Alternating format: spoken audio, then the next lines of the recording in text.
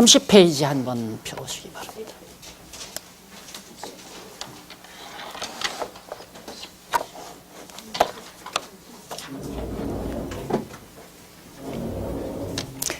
(30페이지에) 보면 제2절 성경신학의 학문적 위치에 대해서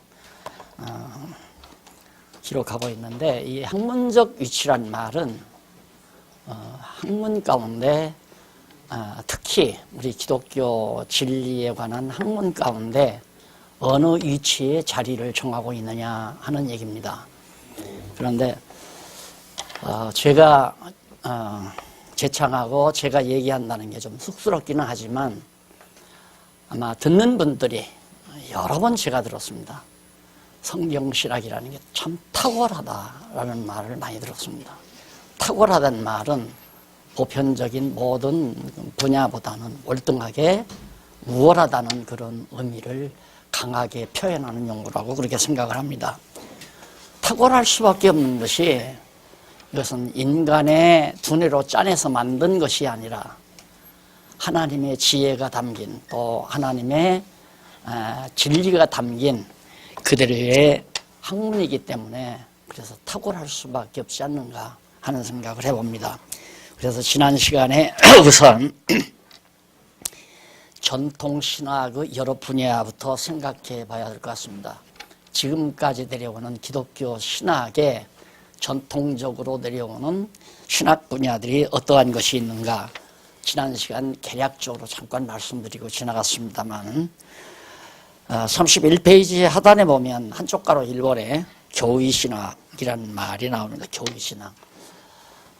신학교에 가면 그 신학교의 가장 노른자위가 어떤 분이냐, 어떤 교수가 노른자위 교수냐, 교의신학 교수가 바로 그 신학교를 대변하는 중요한 하나의 그 위치를 점하고 있는 것이 현대신학입니다. 그러니까 기존의 신학교에서, 신학대학에서 어떤 분을 교의신학자로 모시느냐, 저 다닐 때까지만도 그것이 매우 중요한 일이었습니다. 왜 그러냐면 교의신학이라고 하는 것이 굉장히 전체 기독교 진리를 총망라해서 교리적으로 언급하는 그런 진리체계이기 때문입니다. 그래서 지난번 말씀드렸습니다마는 교의신학은 원래 성경, 다시 한번 굉장히 중요한 얘기니까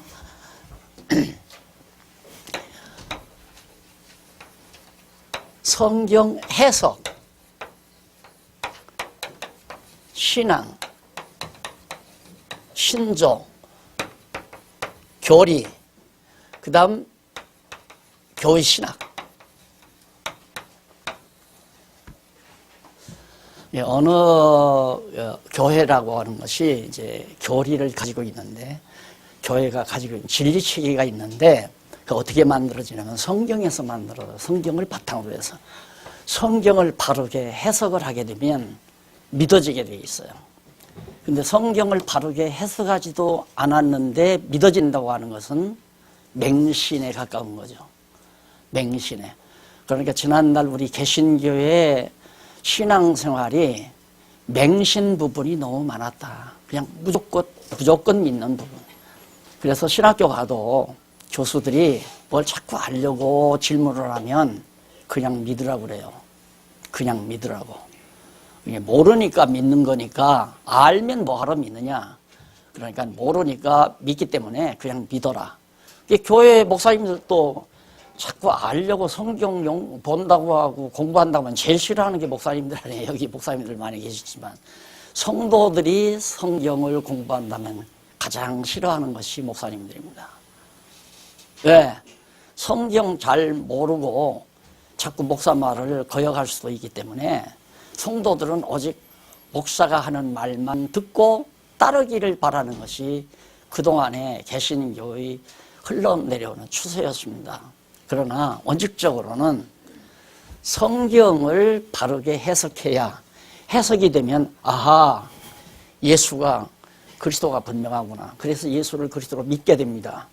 믿고 그렇기 때문에 하나님 여호와 살아계시구나 해서 하나님을 예수 그리스도를 믿고 하나님 여호와를 경외하며 살아가는 신앙생활이 이루어진다 이 말이죠.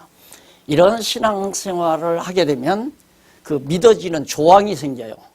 쉽게 말하면 우리는 예수를 성경을 하나님의 말씀으로 믿는다. 첫째 조항. 그 다음 예수를 그리스도로 믿는다. 두 번째 하나님을 여호와로 경외한다. 이런 등등의 신조들이 만들어질 거 아니에요. 믿음의 조항들이. 그 믿음의 조항들을 교리적으로 정리를 합니다. 그 교리적으로 학문적 교리를 바탕으로 한 학문적 이론 체계가 교리신학이라는 거예요. 그러면 이제 다음에도 또 나오겠지만 성경을 잘 몰랐는데 해석이 안 돼. 해석이 안 되니까 성경을 모르는 거죠. 그동안 성경을 성경대로 몰랐단 말입니다. 그런데 믿어졌어요. 믿어졌다고 하는 것은 맹신에 가까운 거죠. 그런 맹신에 가까운 믿음에 의한 신조로 교리를 만들어서 교회신학이라고 하는 진리체계로 교회를 인도해 갈 목사님들을 양성하는 신학교가 바로 이것을 교회신학이라고 하는 걸 가장 중요하게 알고 가르쳐 왔다 이 말이에요. 그러니까 안 되는 건 당연하잖아요. 교회가 조금 일어나다가 망하는 건 당연하다 이 말이에요. 맹신에서 맹신. 올바른 신앙이 아니라 어두운 맹목적으로 그냥 믿어지는 맹신에 의해서 교리가 나와가지고 그런 학문으로 지도자들을 양성했다고 하는 것이 개신교의 가장 취약점이죠. 그래서 이 교회신학이라고 하는 전통신학 여러 분야에서 교회신학이라고 하는 것이 바로 그런 거고요. 그 다음 이제 주경신학이라는 게 있습니다. 주경신학이란 해석하는 거죠. 성경을 어떻게 해석할 것인가. 이게 성경을 해석해서 정리하는 작업을 주경신학이라고 하는데 여기서 가장 중요한 것이 이제 성경 본문이죠. 성경 본문인데 지금 우리 여기서 이제 강좌를 열었지만 원어 강좌, 히브리어, 헬라어 이게 이제 성경 원문 아니에요? 그 나머지는 다 이제 사본이란 말입니다. 사본 아니면 번역본. 그래서 우리나라만 해도 초기에 중국어 성경을 기초로 해서 번역한 것이 구역이에요.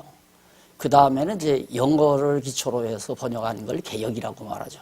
뭐 헬라어, 히브리어 참고했다고 하지만 영어 성경이 주로 킹제임스라고 하는 영어 성경을 기초로 해서 이제 개역 성경을 번역한 거란 말입니다. 그렇게 번역해 놓았어도 해석을 못해요. 성경 해석이 안 돼요. 성경 해석이 올바로 돼야 되는데 잘라가지고 토막토막 잘라가지고 해석하니까 코에 걸면 코걸이, 귀에 걸면 귀걸이가 돼요. 거두절미 해버리면. 이런 해석학, 이런 이제 성경 해석, 주경신학이 바로 전통신학에서 또 주요하게 다루어지는데 이 주경신학을 위해서 여러 가지 이제 자료들을 공부한 과목들이 이어지는 거죠. 그 다음에 이제 세 번째는 33페이지 역사신학이라는 게 있어요. 성경은 창세기부터 에스더서까지는 주로 역사로 되어 있죠. 그래서 구약 5경은 빼놓고 5경 이후에 여호수아 사사기부터 이제 여호수아부터 에스더서까지를 역사서다 이렇게 말하지만 저는 바로 창세기부터 하야 저기까지 다 역사 섭리라고 이렇게 한꺼번에 묶어버렸습니다. 그러니까 그런 역사 신학, 그리고 구약사는 바로 구약에 나오는 역사 내용들을 공부하는 게 구약사고, 그 다음 신약사는 주로 예수님 오신 사건을 비롯해서 이제 교회가 발전하는 사도행전으로부터 그 이후에 교회가 발전해가는 과정들을 연구하는 그런 학문을 역사신학이라고 해요. 그 다음 마지막 실천신학이라고 하는 것은 주로 이제 성도들의 생활 문제도 다루지만은 목사님들의 목회학 같은 것을 더 중점적으로 다루죠. 목회를 하는 데는 여러 가지 필요한 게 많다. 그래서 강술도 필요하니까 스피치도 이제 막 연구해 가고 심리학도 연구해 가고 이제 치리 어떻게 성도들을 잘 다스릴 거냐 하는 이런 각종 학문들을 총체적으로 묶어서 이제 실천 신학이라고 해서 가르쳐 갑니다. 자, 이래서 이제 제일 중요한 것은 지금 교회 신학 분야인데 이게 여기서부터 허접하잖아요. 이게 허접한 건 주경신학이 잘못되니까 이건 주경신학이죠. 해석하는 거니까.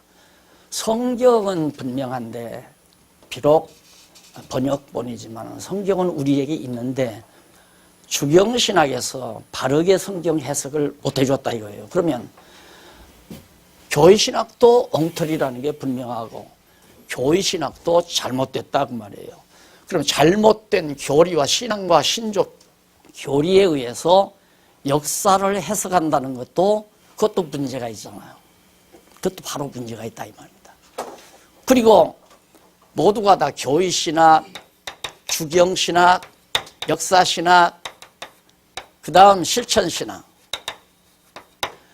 이게 모두가 잘못됐는데 주경신학이 잘못된 것 가지고 성경을 잘 해석이 안 되는 상태에서 역사를 해석한다는 것도 잘못된 거고 주경신학도 주경신학이 잘못된 데서 역사를 바르게 해석하지 못하는 상태에서 실천신학을 한다는 것 자체도 모순 중에 모순이죠. 그래서 전통신학이 얼마나 허접한가를 알 수 있잖아요. 참으로 허접해요. 배우면 배울수록 이게 이 두뇌 이게 다 분열이 돼요. 핵분열이 돼버려요. 막. 머리가 아주 복잡해진다 이 말입니다. 그래서 그런 머리를 다시 이렇게 좀 정리해 주기 위해서 교회신학자가 따로 있고 주경신학자 따로 있고 역사신학자, 실천신학자 이거 따로따로 해라. 왜? 맞춰 놓는다고 하는 건 그건 불가능한 거니까. 자, 예를 들면 이렇게 해서 이제 이게 기독교 진리라고 해서 딱 나왔다 이 말입니다. 그럼 역사신학, 주경신학, 실천신학, 그 다음 교회신학 했으면 퍼즐이 딱딱 맞아서 뭐면 딱 정리가 돼야 되잖아요. 근데 그게 안 된다 이 말이에요. 따로 분류해라. 교회신학자 따로. 그래서 이제 박사학위나 신학 석사나 박사 코스 가면은 이제 주경신학 전공하냐, 교회신학 전공이냐, 역사신학 전공이냐, 실천신학 전공이냐 이런 등등으로 해서 각각 분야별로. 그래서 이쪽에 연구하신 분에게 질문을 하면 그 역사에 관한 내 소관이 아니니까 역사 교수에게 물어봐라. 주경에 대해서 물어보면 주경신학자에게 교회신학에 대해서 물어보면 그건 내 소관이 아니니까 교회신학자 교수님에게 물으라고. 그러니까 도리어 신학교 가면 신학교에 들어온 진리탐구생들의 두뇌가 핵분열이 일어난다. 그래서 아주 복잡해져요 머리가. 그러니까 믿어지지도 않고. 그래서 지난번 제가 어느 목사님이 강의하는 도중에서 들었는데 한국에 목회를 하지 아니하는 목사가 17만 명이래요. 17만 명. 그중에 예수를 안 믿는 사람이 수만 명에 달하고요. 그럴 수밖에 없죠. 그럴 수밖에. 학교 다닐 때 그런 일화가 있어요. 처음 딱 들으면 벌써 총회장이네, 총회장. 신입생은 총회장. 그 다음에 1학년 올라가면 이제 전도사가 목사가 된대요. 목사가 됐다, 전도사가 됐다, 무신론자가 됐다. 공부하면 할수록 안 된다 이거죠. 그런데 여행이 정치적인 줄을 잘 타고 아무개 목사가 나처럼 나이 많이 들어서 나처럼 물러나면 저 교회는 내 교회가 된다. 그래서 신학교 때부터 정치를 많이 하는 거예요. 학교에 가니까 어느 학생이 자꾸 옆으로 따라붙어요. 막 그 사람은 잘 놀고 저 사람이 누구야? 그러니까 당신은 그것도 모르고 신학교 와서 그래. 내가 어떻게 알아? 그랬더니 저 전라남도 아무개 목사 아들이래요. 하하. 그래서 그렇게 움직이는 사람들이 전라남도에 있는 큰 신학대학의 교수로 발탁이 되더라고요. 그런 사람들은 이제 밥을 벌어먹을 수 있으니까 말이 좀 거친가요? 예. 그러니까 그냥 목사라는 타이틀, 교수라는 타이틀을 붙이고 있는 거예요. 그러나 진리에 대해서 갈증을 느끼고 들어간 사람들은 안 믿어지니까 다 예수고 교회고 다 나발이고, 차라리 택시 운전해서 한 푼 벌어다가 새끼들 용돈 주고 살아야 되겠다.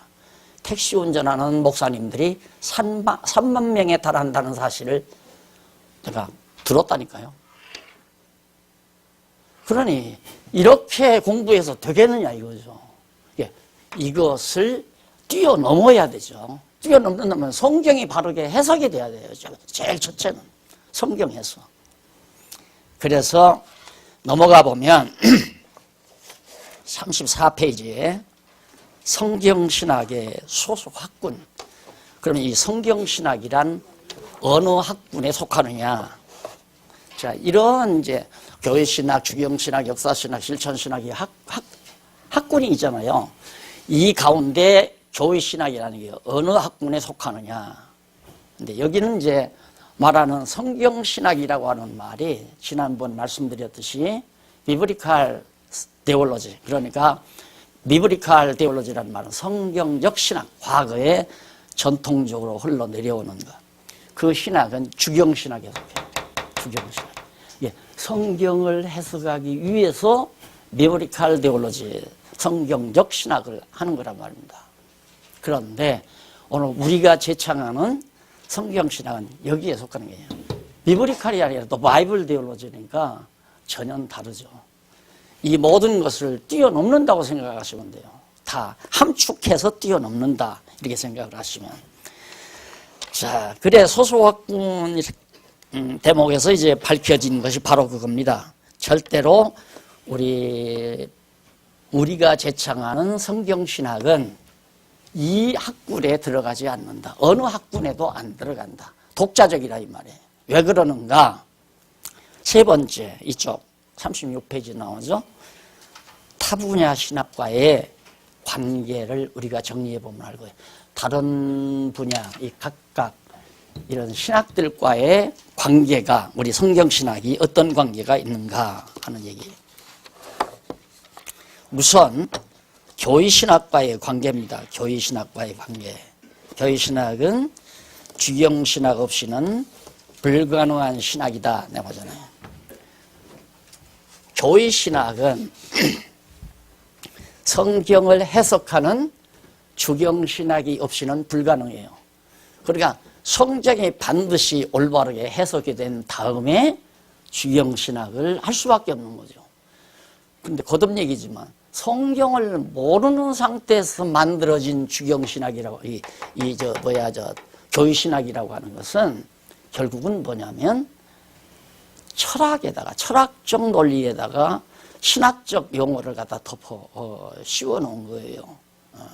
요즘에 집에서 기르는 강아지들 곶가옷 만들어서 사다가 뭐 때때옷도 입히고 막 옷 다 오바도 입히고 다 하잖아요. 사람의 옷을 입혔다고 해서 강아지가 사람 되는 건 아니라 말입니다. 그러니까 철학에다가 신학적인 용어로 옷을 입혔다고 해서 그것이 신학이 될 수는 없다 이 말이에요. 신학은 반드시 성경을 바르게 해석해야 된다. 여기로부터 출발이 돼야 된다. 그러면 이 교회신학은 제일 밑에 나오죠. 한효과로 1번. 거기 설은 조금 읽어보고 하십시다. 온갖 다양한 신학이 아닌 신학들로 홍수를 이루고 있는 것을 볼 수 있다. 몇 가지 예를 들자면 해방신학을 비롯하여 정치신학, 흑인신학, 민중신학이니 종교 다원주의 신학이라고 하는 등의 온갖 잡다한 신학들을 들 수 있죠. 이런 것들은 다 형편없는 것들이에요. 신학이 아니에요. 신학이 아닌데 신학이라고 해서 학교에서 가르쳐진다 이 말이에요.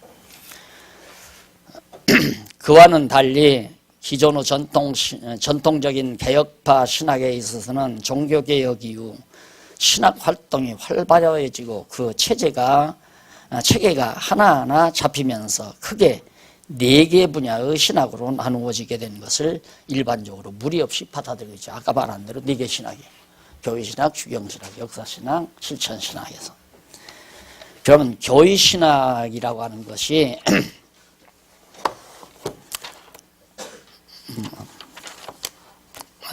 죄송합니다. 제가 다시 넘어갔네요. 36페이지, 35페이지. 타분야 신학과의 관계. 그래서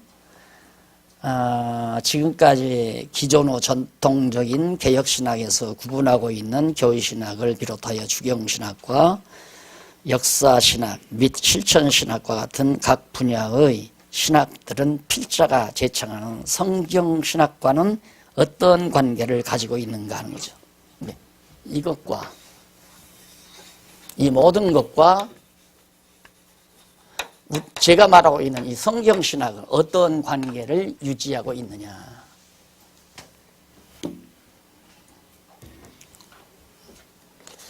넘어가서 교회신학과의 관계입니다. 36페이지 상단에 보면 교회신학은 주경신학 없이는 불가능한 신학이다.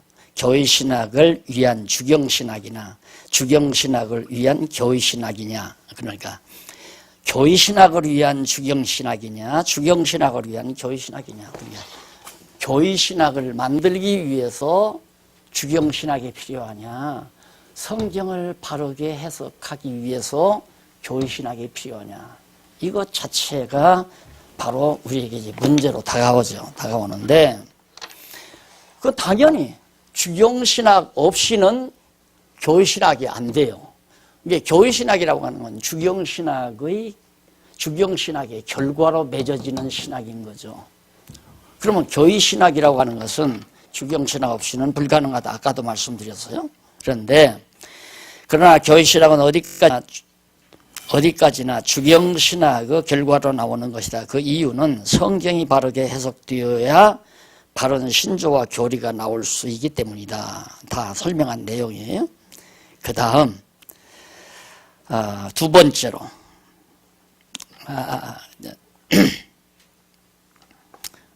밑에 두 번째 한쪽 가로 두 번째 나오죠. 그 위쪽으로 일곱째 줄 뒷부분 보세요. 그러므로 성경신학적 입장에 있어서 교회신학은 어디까지나 주경신학을 위한 것이라는 견해이다. 그리고 나아가서 주경신학은 필자가 제창하는 성경신학을 위한 보조신학이라는 견해다.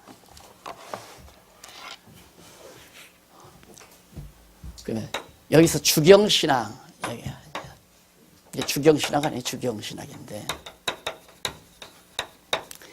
성경을 해석하면 바른 신앙이 이루어지고 바른 신조가 만들어지고 교리가 이루어진다. 그러니까 결국은 주경신학에 의해 성경을 바르게 해석하다 보니까 여기서 나오는 것이 우리가 말하는 성경신학이 나오는 거죠. 성경신학이 왜? 성경을 바르게 해석하다 보니까 성경이 무엇인가를 우리는 확실히 해요. 성경은 하나님 말씀이다. 이게 너무 분명해요. 성경은 하나님의 말씀이다. 그러면 이 성경에서 뭐가 나오느냐면 신관이 나와요. 이게 이제 계시가 아니에요. 계시관, 신관. 하나님이 어떤 분이신가? 성경이 하나님의 말씀으로서 계시관이 정리가 되면 이것은 사람의 말이 아니라 하나님이 직접 당신을 우리에게 계시하는 계시의 말씀이다. 했을 때 거기에 나타나는 신관, 하나님이 어떤 분이신가가 딱 드러나요. 하나님은 어떤 분이시다. 이 하나님을 알고 보니까 인간이 무엇이다. 인간이란 철저히 하나님의 피조물이요 하나님의 종속된 하나님에게 의해서 살고 기동하며 움직이는 존재다 하는 게 인간론이 정리가 돼요. 그러다 보니까 역사가 해석이 되죠. 역사. 그러다 보니까 기독교 세계관 이게 나오는 거예요. 자, 그런데 이 교회신학은 계시 맞아요. 계시. 그 다음 신관, 인간관, 그 다음 인조론, 그 다음 기독론, 인간론, 그 다음 기독론, 그 다음 구원론, 그 다음 구원론 다음에 교회론, 그 다음 이제 종말론. 이렇게 나오거든요. 하나, 둘, 셋, 넷, 다섯, 여섯. 아니? 인간론, 맞아요. 하나, 둘, 셋, 넷. 서론. 여기서 서론에서. 계시 문제를 서론에서 다뤄요. 그럼 서론, 신론, 인간론, 기독론, 구원론, 교회론, 종말론. 이게 이제 바로 성경을 바르게 해석하지 못한 상태에서 만들어진 교회신학 내용입니다. 그런데 성경을 바르게 해석하고 보니까 성경이 하나님 말씀이라고 하는 계시관이 바르게 정리가 돼요. 이건 사람의 말이 아니고 고대 문서도 아니고 이것은 인간의 저작이 아니라 전적으로 하나님의 말씀이라고 하는 확고한 계시관이 정리가 돼요. 그러다 보니까 그 계시관에 계시된 하나님이 어떤 분이신가, 또 하나님이 살아계시다, 이 사실을 분명하게 알 수 있는 신관이 정리가 돼요. 신관이 정리가 되다 보니까 인간이라고 하는 것이 타락된 하나님의 저주받은 인간이다라는 사실을 알게 되죠. 그러다 보니까 이 세상에서 진행되고 있는 모든 역사라고 하는 것은 하나님께서 인간에게 여호와 하나님을 경외하기를 배우게 하기 위해서 이끌어 가시는 하나님의 섭리 역사다. 역사를 그렇게 내다볼 수 있는 거죠. 그러고 나니까 세계관이 확실하게 하나님에 의해서 인간도 역사도 주관되어져 가는 것이 기독교 세계관의 핵심으로 딱 자리 잡잖아요. 그러니까 일반적인 비브리칼 성경 신학이 아닌 또 바이블 데올로지에서는 바로 이런 과제로 엮어지는 거예요. 성경을 바르게 해석하다 보니까 성경 신학이라는 것이 정리가 되는데 이게 바로 이 성경 신학의 구조들이에요. 쉽게 말하면. 예, 성경 신학, 주경 신학은 지금 여러분들 창세기부터 요한계시록까지 계속해서 이제 강론집 갖고 공부하는 거.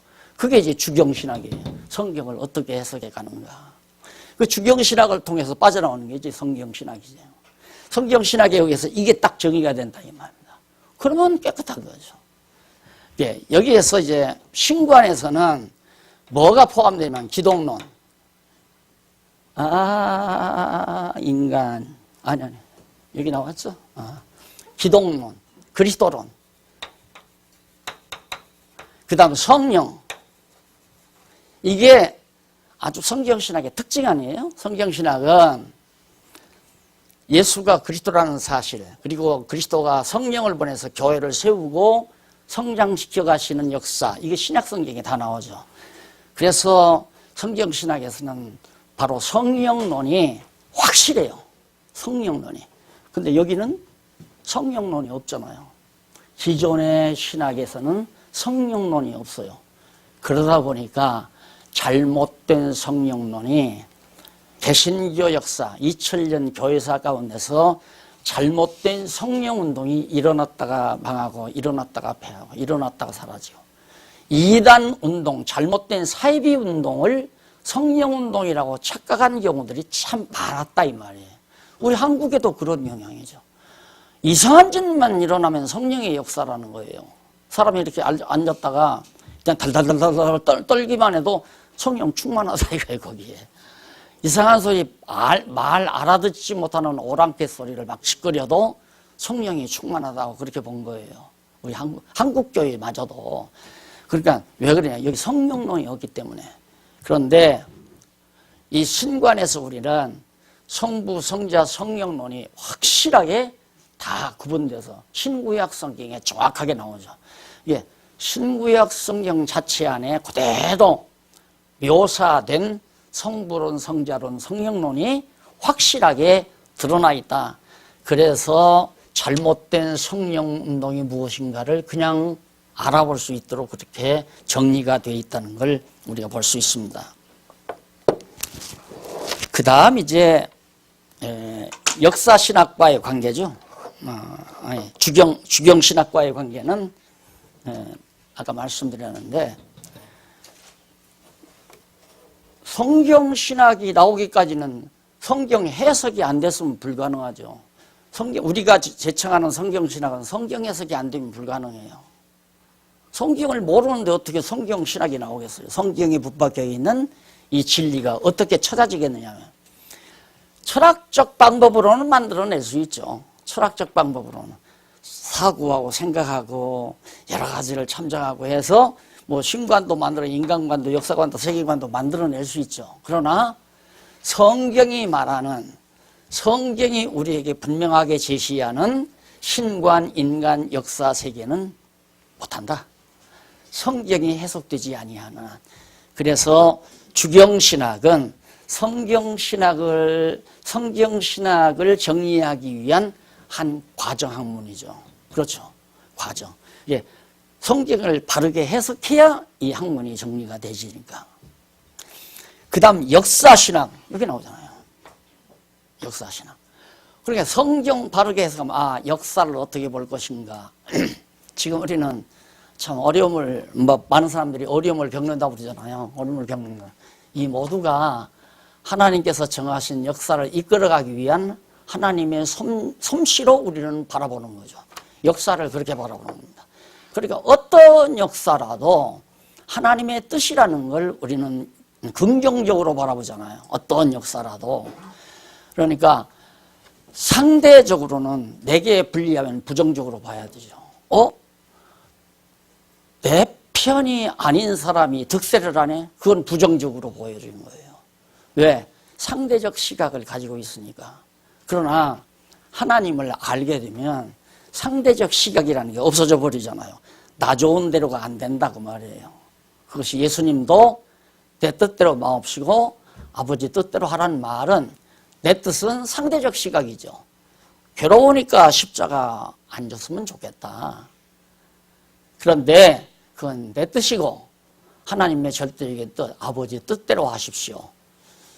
그 기도는 안 해도 하나님 뜻대로 하겠지만 예수님은 아시니까 내 뜻대로 마옵시고 아버지의 뜻대로 하시라는 얘기죠. 우리들도 항상 그 자세로 살아야 되잖아요. 그러나 끊임없이 내가 원하는 대로 모든 만사가 되어지기를 바라고 사는 것이 우리들의 어리석음이란 말입니다. 그거 안 돼요.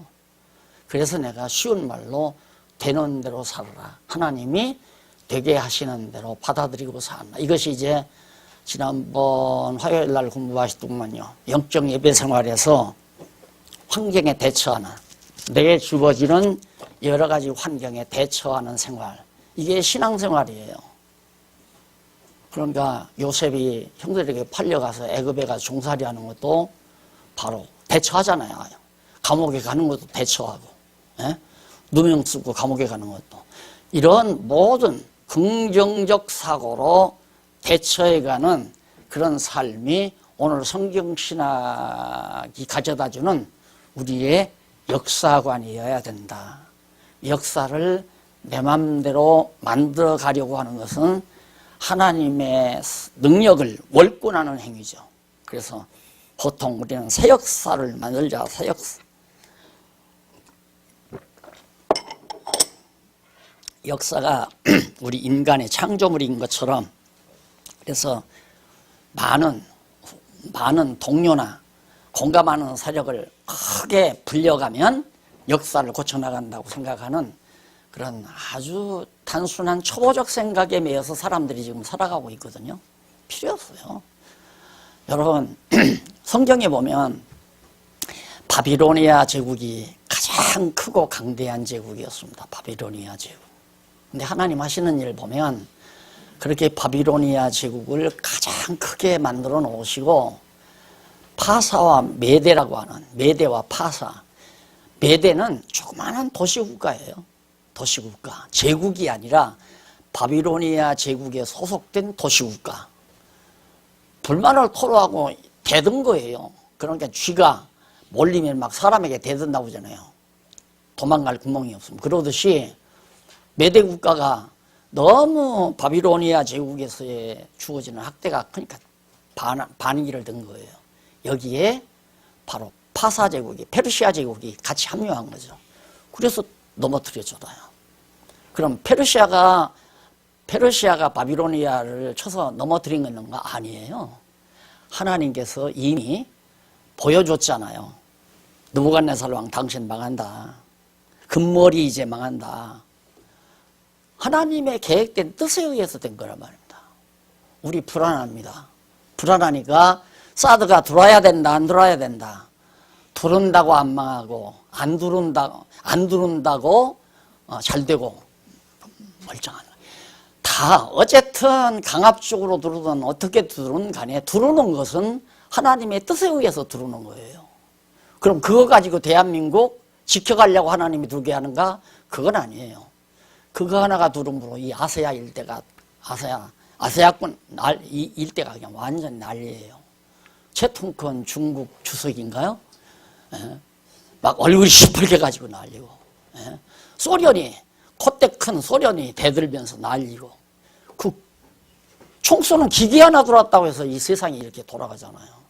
이것이 역사의 판도를 바꾸어 가시는 하나님의 놀라운 주권적 섭리가 거기에도 담겨 있다는 것을 보고 우리는 잠잠히 하나님의 뜻을 구하면서 하시는 일을 바라보고 여호와 경외하기를 배우는 것이 역사의 가장 중요한 교훈이다. 이것이 우리가 가지는 역사관이죠. 이게 성경신학에서 나오는 거예요. 성경 해석을 통하여. 그렇잖아요. 그러니까 역사신학도 역시 과거 역사신학은 우리 성경신학의 한 분야에 불과하고 주경신학도 한 분야이고 교회신학은 더 말할 것도 없고 실천신학도 한 분야예요.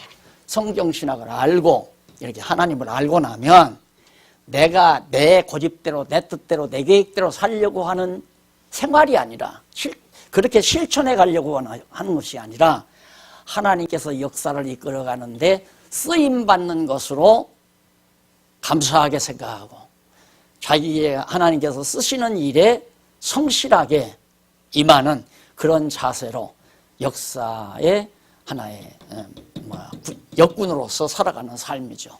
그래서 실천신학도 기독교 윤리라고 그러죠. 윤리도 성령께서 내 안에 와서 하게 하시는 윤리다.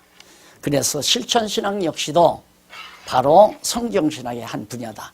그래서 이런 모든 여기 나오는 교회신학이나 주경신학이나 역사신학이나 실천신학이 성경신학의 한 분야에 불과할 뿐이다. 근데 지금까지의 이 네 가지의 학문들은 다 불완전했다. 이유는 성경을 바르게 해석하지 못했기 때문에. 그런데 오늘 우리가 제청하는 성경신학에서 나오는 교회나 주경이나 이게 교회 아니에요? 사실은 우리는 교회신학을 이런 식으로 하면 돼요. 이게 교회라고 생각하면 돼요. 주경신학에서 이 당시 교회신학에서는 이게 바로 교회신학이지만 우리는 성경신학에서는 이게 나오는 거죠. 물론 교회도 다 나와요. 종말에 관한 것도 나오고 교회도 나오지만 그게 주경신학 안에 다 풀려나가는 거고 성경신학 안에 다 들어있는 거 아니겠어요? 자, 역사신학 속에서 마지막 세상 종말의 문제가 하나님의 손에 달려있다는 것도 알게 되고요. 내가 왜 장구하게 이렇게 설명을 하느냐면 전통신학의 이런 학문들은 다 파편적으로 다 나뉘어져 가지고 맞춰야 하나도 같이 맞지 않는다. 이렇게 퍼즐이 맞아떨어지지 않는다. 그러니까 공부하면 할수록 복잡한 거예요. 그러니까 특히나 우리 보수신학자들은 공부하면 할수록 입이 다물어져요. 입이. 그리고 강의를 하다가 누가 질문을 하면 그 학점 못 받아요. 왜? 교수의 무지가 뽀록나니까 그거 좋아할 사람 하나도 없잖아요. 학생들이 자꾸 묻는데 교수가 대답을 해줘야 하는데 대답할 수 없단 말입니다. 그럼 대답 못하면 학생들에게 완전히 권위가 실추되잖아요, 교수가. 그러니까 보수신학에 가서는 질문하면 안 돼요. 받아 써가지고 시험 못 나오면 막 달달달달달 외워가지고 글자 하나 틀리지 않게 그렇게 해야 A+ 맞고 졸업을 한다 이 말입니다. 그것이 지금까지 진리를 지켜온다고 하는 보수신학에서의 양문들이었다. 이걸 때로는 3년, 때로는 7년, 대학부 4년, 이제 신학부 3년 해서 7년. 이거 말도 아닌, 아무것도 아닌 허구적인 내용들을 공부하느라고 7년 동안 돈 몽땅 들여서. 그런데 우리는 이 성경신학 하나만, 여러분들이 지금 성경 강론지 공부하잖아요. 그 안에 이게 다 들어있어요. 빠진 것이 하나도 없어요. 다 내재적으로 완전히 탁월한 신학이 우리 성경신학이다. 또 바이블 테올로지다. 아주 간단명료하고 분명하게. 그것을 말씀드리기 위해서 오늘 지금 여기 이 내용을. 그래서 39페이지 줄바꾼 데 나오죠. 결론 부분 한번 보십시다. 결론적으로 성경신학과 다른 분야의 신학들의 관계를 총정리하면 주경신학은 성경신학에 입문하도록 해서, 지금 여기서 나오는 성경신학은 우리 비브리칼 성경신학이에요. 입문하도록 해서 성경신학을 통하여 하나님을 깨달아 새 생명을 얻게 하고 새 사람으로 성숙되어져 가게 한다. 그런데 신앙의 뼈대가 교리신학적 논리체계로 나타나고 성경신학적 신지식에 의한 역사해석이 역사신학으로 정리되며 성경신학적 신지식에 의한 삶의 모습이 실천신학으로 표출되어진다. 정확하게 다 밝혔죠. 성경신학에 의해서 다 역사신학도 성경신학을, 주경신학을 출발점으로 해서, 성경신학의 출발점으로 해서 성경 거기에서 하나님을 알게 되면 역사신학도 실천신학도 깔끔하게 정리가 되어진다 이 말이에요. 그 정리된 것을 실천신학 분야에서만 얘기를 하면, 예를 들면 성경신학적 입장에서의 기독교 윤리, 이게 이제 실천신학이죠. 그래서 성경신학적 입장에서의 기독교 윤리 하면 이제 성경신학 바탕 위에서 우리 인간의 행동 문제, 삶의 문제를 다루어가는 겁니다.